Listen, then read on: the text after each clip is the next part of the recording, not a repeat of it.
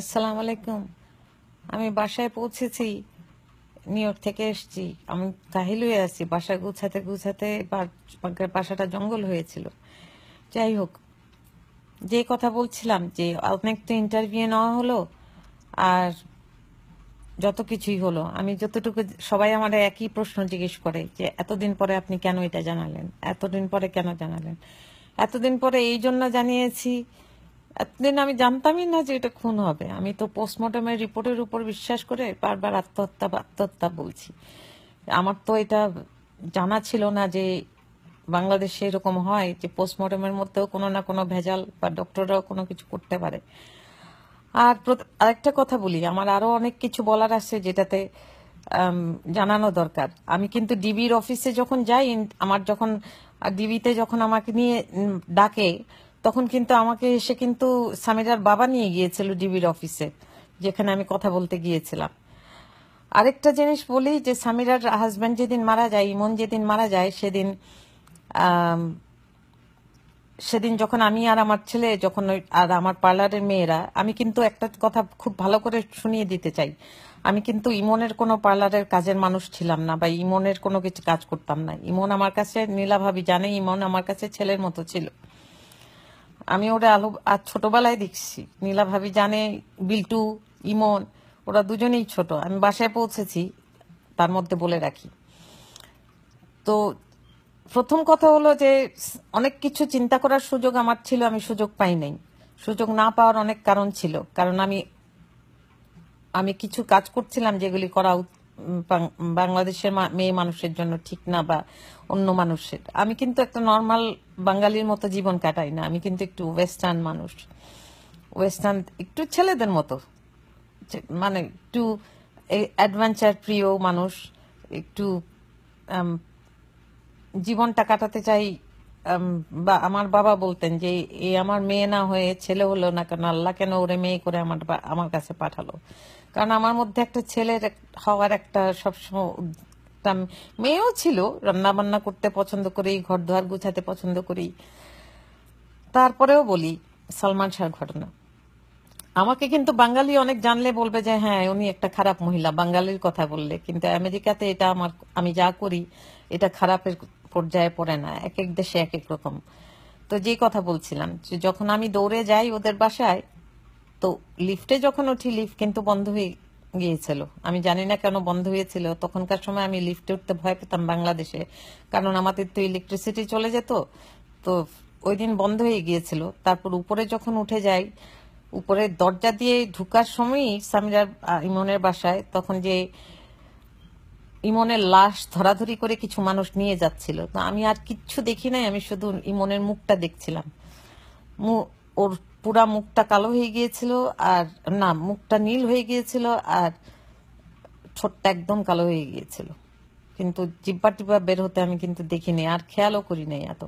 আর ভিতরে, বাসার ভিতরে ঢুকে প্রথমেই সামিরারে দেখলাম যে ডাইনিং টেবিলের পাশে, ডাইনিং টেবিল আর কিচেনের মাঝখানে ও বসে কান্না, আমারে দেখেই চিৎকার করে বললো যে রুবি আন্টি, ইমন মারা গেছে, ইমন মারা গেছে। ওর জিব্বা বের হয়ে গেছে। আমি তো একজন বিধবা ছিলাম, 19 বছরে বিধবা হয়েছি। তো আমার চোখে তখন ওকে বিধবাই মনে হয়েছে, আমার মতোই ওরকম মনে হয়েছে।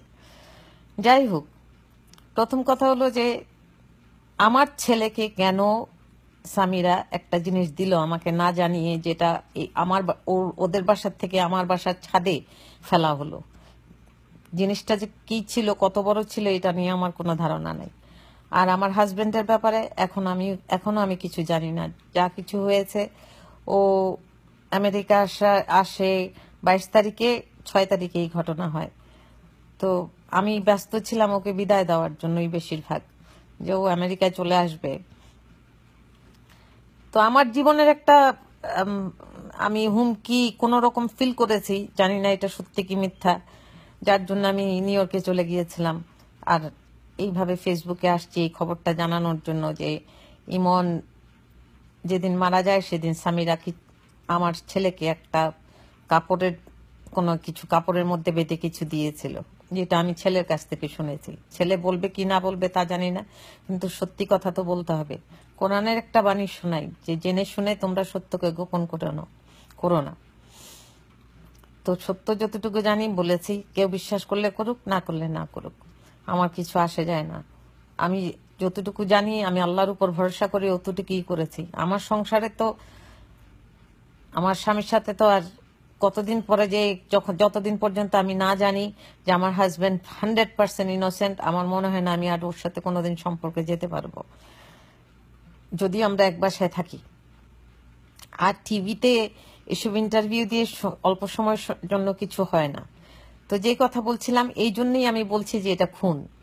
যেহেতু সামিরা হাজবেন্ড মারা যাওয়ার সময়, যখন হাজবেন্ড মারা গিয়েছে, হসপিটালে না যেয়ে সে তার গয়নাগাটি বা কোনো কিছু, আমি জানি না কি ছিল মানে কাপড়ের মধ্যে বাঁধা, এগুলি নিয়ে ব্যস্ত ছিল। আর সবকিছু চাইনিজ মানুষের বলারও কারণ ছিল, আমি 32 বছর এই চাইনিজ মানুষদের সাথে থাকি, আমি ওদের চলাফেরা কিছুটা দেখি। আমি এত বুদ্ধু না যে কিছু বুঝি না, কিছু তো বুঝি। আরেকটা কথা, সামিরাকে আমার যেটা প্রশ্ন, সামিরাকে কেন সামনে আনে না? ওর বাবা কেন ওর হয়ে কথা বলে? ওর হাজবেন্ড কেন কথা বলে এখন? সামিরা কেন কথা বলে না? সামিরা কেন সামনে আসে না? ও কি ভিআইপি? বাংলাদেশের কি প্রধানমন্ত্রীর থেকে উপরে যে উনি কথা বলতে পারে না, জনগণের সামনে আসতে পারে না? কেন ওনারও ভয়? কারণ কথা বলতে পারবে না তো, জবাব নাই তো। তো সবাই মিলে দাবি করেন না কেন আপনারা যে সামিরা কেন সামনে আসে না? সামিরা সামনে আসলেই চলে। এত বছরে তো কেউ দেখে না ওরে। আমার আমার হাজবেন্ড মারা গেছে ক্যাপ্টেন জামিল হক, আমি এখনো বড় করে বলি যে ক্যাপ্টেন জামিল হকের বউ ছিলাম আমি। সামিরা কেন এসে বলে না যে হ্যাঁ আমাকে নিয়ে এত কথা হচ্ছে কেন, আমি কি করেছি, বা আমার কি কি কারণ ছিল যে আমি খুন করব? কিছুই তো বলে না ও। যা বলে ওর বাপ শফিকুল হক হীরা। আর যে কথা বলছিলাম, যেদিন খুন হয়, খুন বা আত্মহত্যা যেটাই হোক, আমি কিন্তু কোনো ইনভেস্টিগেশনের মধ্যে কিন্তু কোনো বলবো না যে এটা আত্মহত্যা না হত্যা। এটা আমার বলা উচিত না। আমি আগের বার যেটা বলেছি ভিডিও করে, সেটা হলো, সেটাতে আমার রং ছিল, আমি ইমোশনাল ছিলাম বেশি, যার জন্য আমি বলেছি যে এটা হত্যা।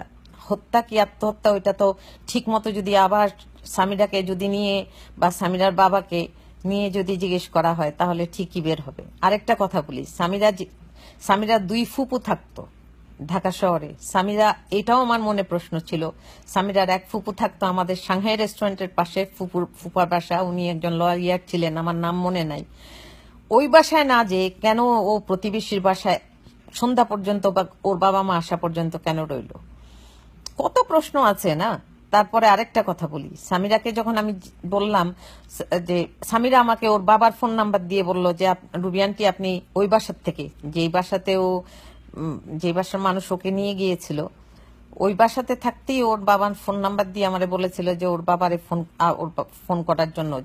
তা আমি ফোন করার পরে আমাকে হীরা ভাই একজন অফিসারের, পুলিশ অফিসারের ফোন নাম্বার দিয়ে বলল যে আপনি ওনারে ফোন করেন। তা আমি যখন, উনি আমাকে তুমি তুমি করে বলতো রুবি তুমি ওনারে ফোন করো। তো ফোন করার পরে ওই লোকরা আমি বললাম যে সামিরাকে কি আমি বাসায় নিয়ে যাব আমার বাসায়? তখন ওই লোক বলল যে না না না না, এই কাজ করেন না আপনি, এই কাজ করলে আপনি ফেঁসে যাবেন। আমি তো, আমার হাজবেন্ড তো চায় নাই যে আমি সামিরাকে আমার বাসায় নিয়ে আসি, এই জন্য আমি আনতেও চাই নাই। আরো ঘটনা আছে, যখন সামিরা আমাকে হঠাৎ করে বলল যে আবুলের কাছে, আবুলটাকে আমি তাও জানতাম না, বলছে যে রুবি আন্টি ইমন একটা সুইসাইড নোট রেখে দিয়ে গেছে। আমি বলছি ওইটা কই? তুমি জানো যে এটার কত ইম্পর্টেন্ট জিনিস একটা, যে কেউ যদি আত্মহত্যা করে সুইসাইড নোট রেখে গেলে? তখন ও আমার যেই জবাব দিয়েছিল যে এটা আবুলের কাছে আছে। তো এইরকম কত কত জিনিস আমার মনে প্রশ্ন আছে, ছিল, এখনো আছে।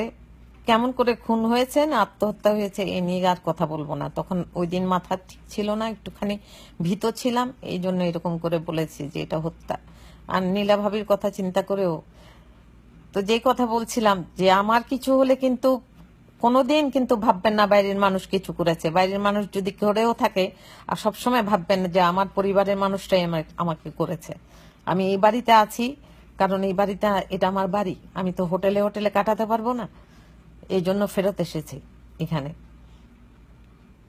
আরেকটা জিনিস যে আছে অনেক কিছু বলার, হীরা ভাই আমাকে কেন ডিবির অফিসে নিয়ে গেল, আর উনিই কেন কথা বলে খালি? লুসি কোথায়, লুসির মেয়ে কোথায়, সামিরা কোথায়? ওরা ওরা কেন কথা বলে না? আমি তো কথা বলছি, আমি তো ভিডিও করে কথা বলছি। আমার কি স্বার্থ আছে এর মধ্যে? আমি তো স্বার্থ হারালাম। আমার স্বামীর সাথে তো আজকে আমার সম্পর্ক নাই বলতে গেলে। একই বাড়িতে আছি আমরা, কিন্তু দুইজন দুই জায়গায়। আমি বাড়িতে ফেরত আসছি, কিন্তু আমার হাজবেন্ডের ব্যাপারটা যদি আমার কাছে ক্লিয়ার না হয়, আমার তো মনে হয় না আমি কোনোদিন ওরে আর নিতে পারবো। আমি একটা, আমার কিছু নীতি আছে। কেউ কিছু ভাবুক আর না ভাবুক, সাংবাদিকরা কিছু লিখুক আর না লিখুক, আমার জীবন যা গিয়েছে আল্লাহ জানেন আর আমি জানি। আর মানুষ নিশ্চয়ই জানবে যে কেমন গিয়েছে। আমি একটা ছেলের মতো জীবন কাটিয়েছি, একটা মেয়ের মতো জীবন কাটিয়েছি, এখনো কাটাচ্ছি। না হলে নিউ ইয়র্কের মতো জায়গায় যে আমি এত ব্যস্ত একটা শহরের মধ্যে যে একটা হোটেলে যেয়ে কয়েকদিন থাকতে পারতাম না। যাই হোক, কেউ আমাকে রিকোয়েস্ট করেছে যে আমি একটা ভিডিও করে আমার নিজের কথা বলি, এই জন্য লাইভ ভিডিও করে দিচ্ছি, যে যেন মানুষ জানে কিছুটা যে আমার অভিজ্ঞতা। আমি কিন্তু কোনো হত্যা বা আত্মহত্যার কোনো সাক্ষী ছিলাম না। আমি কিছুই দেখি নাই। আমি শুধু ওখানে গেছি আর সামিরার কাণ্ড কারখানা দেখেছি।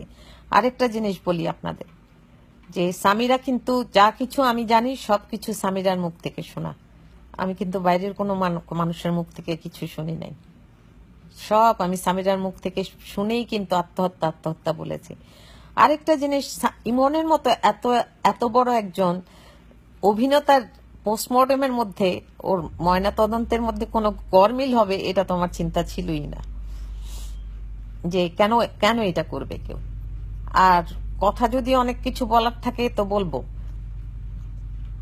যেহেতু অনেক টায়ার্ড হয়ে আছি, যেহেতু বাসায় আসছি অনেকদিন পরে, বাসাটা এত অগোছালো ছিল, গুছাতে হয়েছে, অনেক টায়ার্ড হয়ে আছে। আর মানুষও ফোন করছে, আমিও ফোন ধরতে পারি না। পরিবারের সবাই আমার উপর নাখোশ এই জিনিস করার জন্য। আমার কিছু করার নাই। আমার ছেলেও বলে যে আমি নাকি ঝামেলা নিয়ে আসিনি। যে ঝামেলা নিয়ে আসা, যদি সত্যকে গোপন তো করতে চাই না, এই জন্য যে কোরআন শরীফে পড়েছি, জেনে শুনে তোমরা সত্যকে গোপন করো না। কোন সূরায় তা মনে নেই, অনেক কিছুই পড়ি।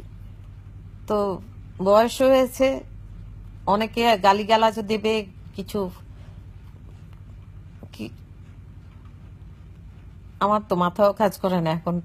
গালিগালাজ অনেক করে মানুষ, না করলে না করুক, এই যা ইচ্ছা তা বলুক মানুষ, কিছু আসে যায় না। আমি তো আমার জীবন তো এমনিতেই আমি দাওয়ের মানে আল্লাহর উপরে, এটা আমার জন্য একটা বিরাট পরীক্ষা। ধৈর্য ধরতে হবে, অনেক ধৈর্য ধরতে হবে দেখার জন্য যে কি হয়। আমার জন্য এটা একটা বিরাট পরীক্ষা। এই পরীক্ষায় উত্তীর্ণ আমাকে হতেই হবে। পরকালের জন্য হলে, এই কালের জন্য নিলে তো সংসার খুব সুন্দর করে উপরের তলায় যে জামাইয়ের সাথে শুয়ে থাকতে পারতাম, যে কিছুই হয় নাই। কিন্তু এটা করতে মন চায় নাই, সায় দেয় নাই। আমার বাবা একজন সৎ মানুষ ছিলেন, তার মেয়ে আমি, আমাকে তো ওনার শিক্ষাতেই চলতে হবে। আর যে কথা বলি, যে কষ্ট হচ্ছে আমার, সাজানো সংসারটা ধ্বংস হয়ে যাচ্ছে, কষ্ট হচ্ছে, কিন্তু এটা তো করতেই হবে। আর আমি নিউ ইয়র্কে গিয়েছিলাম কনসুল জেনারেলের অফিসে, আমি কনসুলেট জেনারেলের অফিসে, ওখানে আমি কনসুল জেনারেলের সাথে যা দেখা করতে চেয়েছি দেখা করতে পারি নাই। 2বার গিয়েছি, সকালে একবার গিয়েছি, 1 ঘন্টা অপেক্ষা করে, ওনার সাথে দেখা হয় নাই, উনি ছিলেন না। তো আমি বলেছি যে 3টার সময় যাব, তো 3:30টার সময় যাওয়ার পরে ওখান থেকে ওনারা লোকেরা বলল যে আপনি কি করবেন এত কথা বলে, উনি তো কনসুল জেনারেল সাহেব তো চলে গেছেন। তা আমি বললাম যে কার কাছে কিছু বলবো আমি তাহলে এই জিনিসটা, যে পিবিআই আমাকে খুঁজছে, ওরা তো, আমি যদি আমার অ্যাড্রেস না দিই তো ওরা তো আমারে খুঁজে পাবে না। তো ওনারা আমারে বললো যে আমাকে নাকি হাতের লেখা, হয় ওনারা পিবিআই থেকে কোনো চিঠি পাবে তাহলে ওনারা অ্যাকশন নিবে, না হয় আমাকে লিখিত কিছু দিতে হবে। তো আমি আর অপেক্ষা করি নাই নিউ ইয়র্কে, আমি টায়ার্ড হয়ে গেছি, বয়স হয়েছে, এগুলি করে করে এতটা বছর হয়ে গেল, এরকম করে একটা জিনিস হলো। আর হীরা ভাই যেই চাল চালালো, আমি একবারই শুধু ডিবিতে গিয়েছি, না সিআইডিতে গিয়েছি। এটাই সামিরার বাবা নিয়ে গিয়েছিল আমারে গাড়িতে করে, ওনার গাড়িতে করে। তো আমার এই প্রশ্নটা অনেকবার ছিল যে ওনার কি ইন্টারেস্ট ছিল যে আমার নিয়ে যাওয়ার জন্য। তো বেশি বেশি ঘাটাই নাই। এই জন্য আরেকটা কথা আপনাদের বলে রাখি, আমি কিন্তু আমেরিকায় থেকেছি, আমি কিন্তু আমার বাসার সামনে একটা মদের দোকান আছে, আমি বেশিরভাগই মদের উপর পড়ে থাকতাম। কেউ খারাপ ভাবলেও আমার কিছু আসে যায় না, সত্যি কথা, কেউ দুনিয়ার কোনো মানুষ খারাপ ভাবলেও আমার কিছু আসে যায় না, কারণ আমার আমার সমস্ত কিছুর মালিক হলেন আল্লাহ তাআলা। উনি আমার মনের কথা জানেন, উনি আমার ভিতরের কথা জানেন। মানুষ গালি দেয়, কত গালি দেয়, কি হবে? আমি খুন করেছি? প্রমাণ করো তো, কেউ প্রমাণ করুক দেখি যে আমি খুন করেছি। কেউ লেখে আমি খুন করেছি, কেউ লিখে আমি ভালো, কিছু আসে যায় না। আল্লাহ জানেন যে কি। তো এই বললাম না যে তোমাদের লুকাবো না কোনো কিছু, কিচ্ছু লুকাবো না। আমি মদ খেতাম, আমি গাঞ্জা খেতাম, আমি সিগারেট খাই, সব কিছু। এখন গালি দাও, তোমরা দিবা তো? গালি দাও, কিছু আসবে যাবে না তো আমার। তোমরা দুনিয়ার সমস্ত মানুষ গালি দিলেও কি হবে? আমি কেন করেছি আল্লাহ জানেন, আমি কেন করেছি তা আল্লাহ জানেন। মানুষের কাছে আমার জবাব দেওয়ার কোনো দরকার নেই। আর বাংলাদেশের মানুষ আমারে কি ধরবে? আমারে যদি ধরতে চায় তো সে বিয়ে দিয়ে এসে ধরো, কারণ ওরা কথা বুঝবে, বাঙালি বুঝবে না। ওরা কথা বুঝবে, বাঙালি বুঝবে না। এখানে আমারে যদি FBI বা CID দিয়েও কোনোভাবে কথা বলা হয় আমি কি করেছি, ওটা ওনারা ঠিকই বুঝবে, বাঙালি বুঝবে না। এই জন্য দেশে যাওয়ার কোনোদিন ইচ্ছা হয় নাই, এখনো নাই। কারো কোনো কমেন্ট আমি পড়ি না, পড়ার কোনো ইচ্ছাও নাই। দুই একজন মানুষ খুব খুব আদর করে আমাকে রিকোয়েস্ট করেছে যে আমি যেন লাইভ ভিডিও করি। আমি ইমন সম্বন্ধে যা জানি তা বলেছি। ইমনকে আমি ছোটবেলায় দেখেছি কুমিল্লা শহরে, বিল্টুকেও দেখেছি, বিল্টুর আসল নাম আমি জানি না, নীলা ভাবিকে দেখেছি, ভাইকে দেখেছি। আমি ভাইকে কোনোদিন ভাই ছাড়া কথা বলি নাই। এই যে এই জিনিসগুলি লুকানোর জন্য না, এই জিনিসগুলি লুকানোর জন্যই মনে হয় যে আমি চুপ করেছিলাম, হয়তো যে আমি মদ খেতাম, আমি এই ছেলেদের মতো এইগুলি করতাম। যে আমার দুনিয়ার সমস্ত সমস্ত জিনিস করার আমার খুব ইচ্ছা ছিল, এখনো আছে, খারাপ হোক ভালো হোক সবকিছু। আমার স্বামী মারছে নাকি আমি জানি না, কেউ লিখলেও কোনো কিছু আসে যায় না। এখন আমি প্রমাণ চাই কোনো কিছু করার জন্য। আর রুবি খুনি বললে তো হবে না, প্রমাণ তো দেখান। রুবি খুনি হলো কেমন করে? যে এখানে একটা মশা মারতে গেলেও দুইবার চিন্তা করে, একটা তেলাপোকা মারতে গেলে দুবার চিন্তা করে, সে খুন করবে মানুষ? আরে মানুষ খুন করলে কি আমি ভালো থাকি? আজকে যেই পরীক্ষা দিচ্ছি আমি আল্লাহর কাছে, সেটার ফল তো আমি পরকালে পাবো ইনশাল্লাহ। এই ব্যাপারে তো আমি তো আমার বেহেস্তে যাওয়ার রাস্তা আমি তৈরি করে নিচ্ছি। যত খারাপ কাজই, যত খারাপ ভালো সবকিছুই আমি ট্রাই করে থাকি না কেন, আমি কিন্তু আমার রাস্তা তৈরি করে নিচ্ছি। এই দুনিয়ার উপর আমি কোনো কিছু করি না, না স্বামী সন্তান, কোনো কিছু না। আমার সবচেয়ে আগে হলো আল্লাহ, আমি ওনার উপরেই বেঁচে আছি। কেউ বিশ্বাস করুক আর না করুক, আমি করি। আর কথা বলার আর কিছু নাই, এই বললাম। কেউ মানুক মানুক, না মানুক, এইসব সাংবাদিকদের কথা আমার আর হবে না। আমি সোজা সাপটা কথার মানুষ, লেখালেখির মধ্যেও আমি যাই না বেশিরভাগ। লিখতে গেলে আমার ইংলিশেই বেশি লিখতে হয়। আর লুকানোর কি আছে? সবাই এই জিনিসটা লুকাচ্ছে, কি লুকাচ্ছি এখানে? যা ঘটনা হয়েছে তা বারবার বলছি। হ্যাঁ, ঘটনা লুকাচ্ছি, লুকানোর কিছু নাই। দুইটা ঘটনা আছে এর মধ্যে। সামিরাকে সামিরার হাজবেন্ড দুইবার মেরেছে। একবার মেরেছে কাজের লোকের শাড়ি দেওয়ার জন্য। ও নীলা ভাবি একটা শাড়ি দিয়েছিল সামিরাকে, সেই শাড়িটা কাজের লোককে দিয়েছে, এই জন্য ইমনুকে মেরেছিল। এটা কিন্তু আমার মুখের কথা না, এটা সামিরার কথা। সামিরা আমাকে ডেকে নিয়ে এই কথা বলেছিল। আরেকবার একটা মিটিং হয়েছিল মারা নিয়ে, ওইটা সামিরার চরিত্র নিয়ে মেরেছিল, চরিত্র খারাপ ছিল এই কথা নিয়ে। কিছু পরিচালক ওইখানে ছিল ওই মিটিং এর মধ্যে। নীলা ভাবি ছিল, ভাই ছিলেন, মানে নীলা ভাবির হাজবেন্ড ইমনের বাবা, আর লুসি ছিল। লুসি মানে সামিরার মা, সামিরার বাবা ছিল না। আর ওখানে আমার মনে আছে যে জেনারেল শওকত ছিলেন ওখানে। আর কিছু পরিচালক ছিলেন, ছবির পরিচালক ছিলেন। আমি তো আর ওদের চিনতাম না। তো ওই দিনের ঘটনা আমার মনে আছে, মাসটা ছিল অক্টোবর মাস।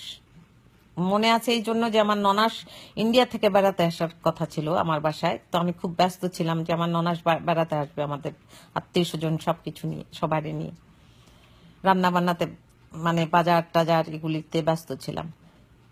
তো আমার হাজবেন্ডকে কিন্তু এখনো দোষ দিবেন না। আমি যেই কথা বলেছি এটা আমার জানের ভয়ের ছিল দেখি, আমি ভিডিও করার পরে তারপর যে আমি আর জানের ভয়ের করি নাই। আর ভিডিওটা কিন্তু আমি ফেসবুকে পোস্ট করেছি মানুষের জন্য না, আমি এটা নীলাভাবির জন্য একটা মেসেজ ছিল। আমি মানুষের কথা মানুষের কিন্তু বলি নাই, আমি বারবার বলছি নীলাভাবি কিছু করেন বা সমস্ত মেসেজটাই ছিল নীলাভাবির জন্য। এইসব ভাইরাল টাইরালে আমি এইসব বিশ্বাস করি না। কি ভাইরাল হলো কি হলো না হলো, যখন পোস্ট করেছি ভাইরালের জন্য না, জাস্ট নীলাভাবির খবরটা জানানোর জন্য যে এখানে এটা আত্মহত্যা নাও হতে পারে, এটা খুন হতে পারে। আমার মুখ দিয়ে অন্যর কথা বের হয়ে গেছে। যাই হোক, কে কি মনে করলো আমার কিছু আসে যায় না। আসতো যেত যদি তাহলে জামাইয়ের সাথে এই টক্কর নিতাম না। এরকম কয়টা মেয়ে এরকম করে আমার মতো? এই কথাটা বলেন যে এই বুড়া বয়সে যে আমি জামাই ছাড়বো, মাথা খারাপ? জামাই ছাড়লে আমার জামাই আমার ডিভোর্স দেখ।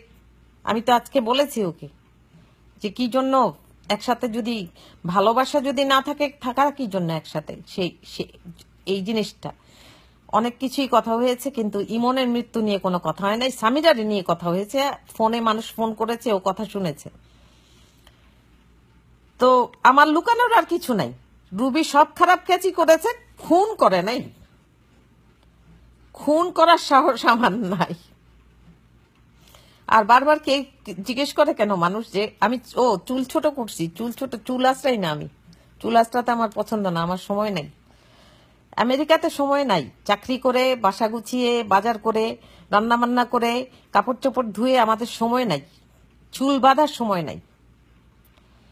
বুঝতে পেরেছেন? আর যেখানে আমি বাবুর্চির কাজ করি, তো আরেকটা কথা বলি, কুক বলি নাই, শেফ বলি নাই, বলছি বাবুর্চি বাংলায়। ইংলিশে কিন্তু আমি কথা বলতে পারি, খুব ভালো ইংলিশ বলতে পারি, আপনাদের সাথে ইংলিশেও কথা বলতে পারি, কিন্তু বলবো না, বাঙালি তো।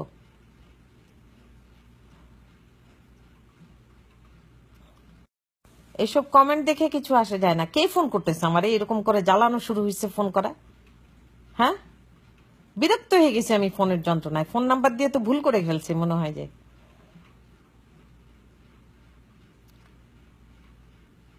বারবার বলছি এক কথা, যে যেটা বিশ্বাস করেন কিছু আসে যায় না। যদি FBI CID নিয়ে আসেন কথা বলবো, তারপর বাঙালির সাথে কথা বলবো না। বাঙালি বুঝে না, বাঙালি বুঝে না কথা। বাঙালি যদি কথা বুঝতো তাহলে 21 বছরে এইটা ঝুলে থাকতো না। বুঝতে পেরেছেন? ফোন করা বন্ধ করো তো বাবারা, আমি ফোনেই করতেছি, ফোন করা বন্ধ করো। তো ভিডিও করে দিলাম, যা হলো হলো। ঘটনা আরো আছে, হীরা ভাইরে জিজ্ঞেস করেন আর সামিরারে নিয়ে জিজ্ঞেস করেন। আমারে জিজ্ঞেস করে তো কোনো লাভ নাই। সামিরারে জিজ্ঞেস করেন, লুসিরে নিয়ে যান, হীরা ভাইরে দিয়ে কথা বলান কেন? হ্যাঁ, বারবার যেই সত্য কথা বলতে চায় সেই খুনি, যে সত্য কথা বলতে চায়। আর বারবার আমার স্বামী মারছে, আমি একটা মুখ দিয়ে কথা বলে ফেলছি, আমার স্বামীর প্রমাণটা আমি পেয়ে নেই, তারপর আপনাদের দেখাবো যে স্বামী মারছে নাকি। বাংলায় কথা বলি তো, ইংলিশে কথা বললে তো আরো চলে যাবেন। মজা লাগে না? না, আমি কোন দেশি? আমি মানুষের দেশি, আমি এই দুনিয়ার দেশি। কোনো দেশ নাই আমার, আল্লাহ যেখানে রাখছে সেটাই আমার দেশ। মানুষ জিজ্ঞেস করে যে আমি কোন দেশি, আমি বাঙালিও না, আমি কোনো জাতি না, আমি হলাম মানুষ জাতি। কেউ বিশ্বাস করুক আর না করুক, আমি থোড়াই ভদ্র। দেখছেন, অভদ্রতাও দেখেন। ভদ্রভাবে বলছি, বুঝেন নাই। বাঙালি কি জিনিস আমি বুঝি না, বারবার বলে দিচ্ছি। আমি মানুষ জাতি বুঝি, যে এইখানে থাকি সেটাই আমার দেশ। আমি আমেরিকান মানুষ, এখন আমি আমেরিকাতেই থাকি, আমি আমেরিকান, আর কিছু না। বাংলাদেশে যাব কিনা সেটা তো আল্লাহ রাখবেন, যে আমার তকদির কোন দিকে কি আছে। যেই যা বলুক, এরপর থেকে আর কোনো কথা বলবো না। রিকোয়েস্ট করছে আমার সেফটির জন্য বা কোনো কিছুর জন্য ইমনের ব্যাপারে। আমি সালমান শাহরে চিনি না, আমি ইমনরে চিনি। সালমান শাহ কে ছিলেন? আপনাদের কাছে সালমান শাহ, আমার কাছে ও ইমন ছিল। আর নীলা ভাবিও তা ভালো করে জানে যে ও আমার কাছে ইমন ছিল। ও সালমান শাহ আপনাদের কাছে ছিল, আমার কাছে ও একটা বাচ্চা মানুষ ছিল, আমার ছেলের মতো। আমি এক কথাই বারবার বলি, যে আমি কথা বলছি নিজের নিজের সংসার ধ্বংস করে। যাদের মাথায় বুদ্ধি আছে তারা চিন্তা করবে। আপনাদের মাথায় বুদ্ধি নাই বাঙালি, এই জন্য আপনারা আমার দোষ দেন যে খুনি। আর নীলা ভাবি সাথে কথা হয়েছে, উনি বলছে যে এই কেসে আমার নাম উনি দেন নাই, ওনার হাজবেন্ড দিছে। আর হাজবেন্ড দেওয়ার একটা কারণ ছিল, সেটা হলো যে আমার ছেলে যে ছাদ থেকে ছুঁড়ে ফেলছে ওই পোটলাটা, কাপড়ের পোটলা বা যেটাই হোক, সেটা সব মানুষ দেখেছে। আমি কিন্তু পুরা পরিবারের এগেনস্টে হয়ে কিন্তু একলা হয়ে এই কথাগুলি বলছি। কেউ বিশ্বাস করলে করুক, না করলে না করুক। আসসালামু আলাইকুম। আবার আল্লাহ হাফিজ।